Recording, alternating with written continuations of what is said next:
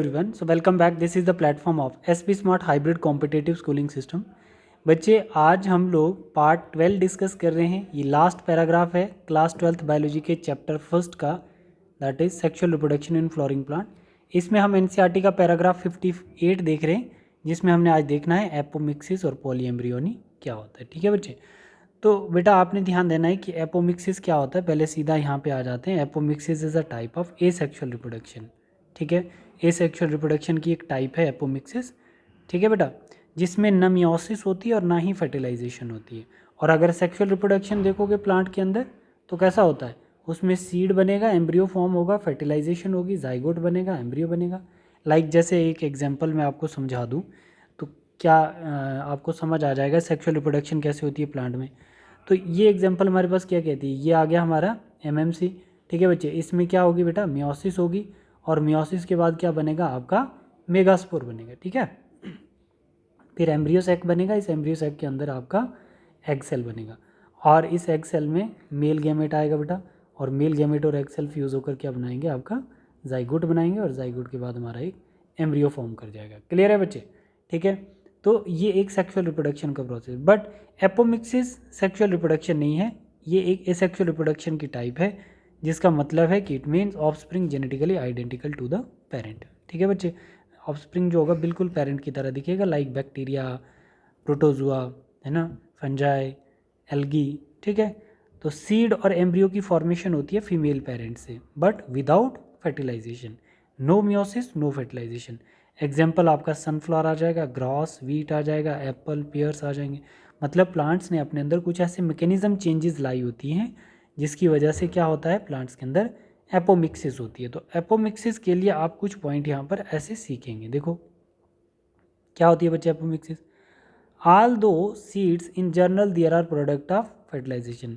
अगर जनरली देखा जाए तो सीड जो है तो किसका प्रोडक्ट है, सेक्सुअल रिप्रोडक्शन का प्रोडक्ट है। ठीक है, a few flowering plants such as some species of Asteraceae and grasses have evolved a special mechanism. इन स्पीशीज ने एक स्पेशल मैकेनिज्म इवॉल्व किया है जो प्रोड्यूस करते हैं सीड विदाउट फर्टिलाइजेशन। तो उस प्रोसेस को हम क्या बोलते हैं, parthenocarpy, called apomixis.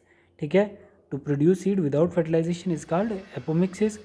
What is fruit production without fertilisation, तो उस मैकेनिज्म को हम क्या बोलेंगे, parthenocarpy. Thus apomixis is a form of asexual reproduction that mimic sexual reproduction. तो मिमिक सेक्सुअल रिप्रोडक्शन का मतलब होता है बच्चे, क्योंकि एपोमिक्सिस जो है mimic sexual reproduction, like seed is a part of sexual reproduction, क्योंकि इसके पार्ट में इसकी एसेक्सुअल एपोमिक्सिस में हम सीड यूज़ कर रहे हैं जो कि पार्ट किसका है, सेक्सुअल रिप्रोडक्शन का, इसीलिए इसको मिमिक बोला जाता है। एग जो है इन्वॉल्व होता है इसमें भी। ठीक है, एपोमिक्सिस में it is a gamete which is a part of sexual reproduction. ठीक है, तो मतलब काम तो ये एसेक्सुअली करता है बट कंपोनेंट कुछ सेक्सुअल के यूज़ करता है, इसीलिए इसको मिमिक टर्म यूज़ की गई है। ठीक है बच्चे, तो आई होप कि आपको ये वाली स्लाइड बहुत क्लियर हो गई होगी। ठीक है, अब हम लोग नेक्स्ट स्लाइड में देखते हैं। देखिए क्या बता रहा है बच्चे, several way development of apomictic seed. Apomictic seed बनने के बहुत सारे तरीके हैं।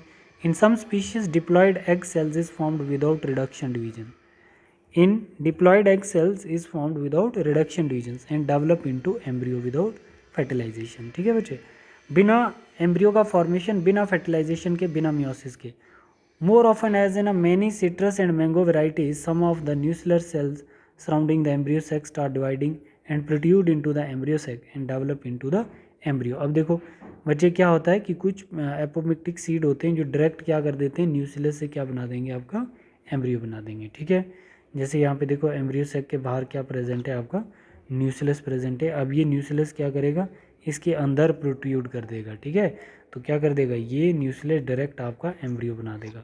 तो बच्चे हम बोल रहे हैं देखो अब क्या है, अब हमारे पास क्या है कि ये वाले पार्ट जो हैं ये क्या है आपके, ये आपके न्यूक्लियस हैं।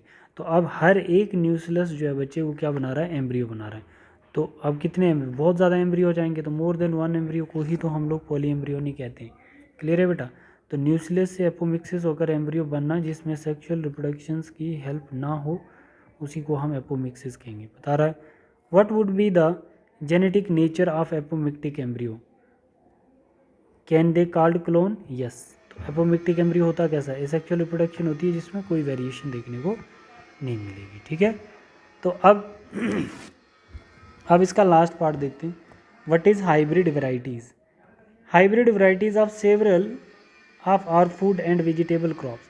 तो बहुत सारे हमारे वेजिटेबल फ्रूट्स में भी हम हाइब्रिड वेराइटीज़ बनाते हैं, एक्सटेंसिवली कल्टीवेट की जाती हैं, क्योंकि hybrid as a tremendous increase productivity. जो हाइब्रिड होता है उसमें प्रोडक्टिविटी बहुत ज़्यादा मिलती है।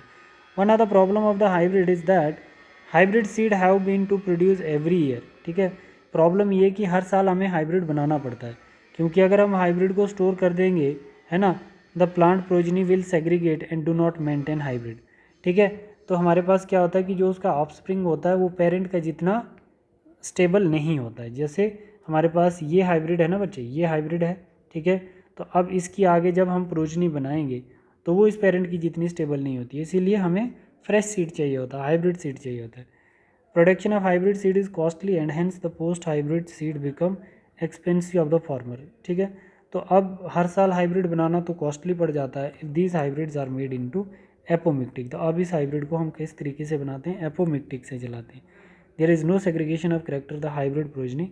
The farmer can keep use hybrid seed to raise new crop after years and does not have buy hybrid seed every year. ठीक है बच्चे, because of the importance of apomixis in hybrid seed industries, active research going on mainly laboratories around the world understand the genetic of apomixes and to transfer apomictic gene into hybrid varieties। अब देखो इसमें हमने एक ये plant लिया जिसका fruit high quality का है और यील्ड भी उसका बहुत ज़्यादा है, क्रॉस करवाया डिजीज़ रेजिस्टेंट से।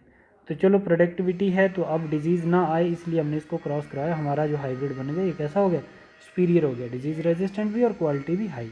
ठीक है, बेस्ट प्लांट। ठीक है, इसमें दोनों ही करेक्टर आ गए, both character adopted, that is known as hybrid, मतलब डिजीज रेजिस्टेंट वाला भी और हाई क्वालिटी। अब क्या होता है इसमें, क्या हो जाएगी बच्चे, सेल्फ पॉलिनेशन होगी, जाइगोट बनेगा, एम्ब्रियो बनेगा, और इसके अंदर जो होगी वो कितना 8/10। 8/10 का मतलब हो गया कि अब ये कैसा, मतलब डिजीज रेजिस्टेंट और प्रोडक्टिविटी 10 में से इसमें कितनी बची है, 8 बची। फर्दर जनरेशन सेल्फ पॉलिनेशन चलती जाएगी तो एक टाइम आएगा कि अब इसमें क्या हो जाएगा, प्रोडक्टिविटी भी कम हो जाएगी और डिजीज़ रेजिस्टिविटी भी कम हो जाएगी। तो इसका मतलब क्या है कि हमें फ्रेश लेना चाहिए, आगे प्रोजनी उसकी उतनी मेंटेन नहीं कर पाती है क्वालिटी को। अगर अब हम इस हाइब्रिड सुपीरियर को क्या करवाते हैं, सीधा इसके न्यूक्लियस से, सीधा बच्चे इसके न्यूक्लियस से एपोमिक्सिस करके हम क्या बना रहे हैं, एम्ब्रियो बना रहे हैं ना, तो वो बिल्कुल आइडेंटिकल टू पेरेंट होता है जिसको हम क्लोन कहते हैं।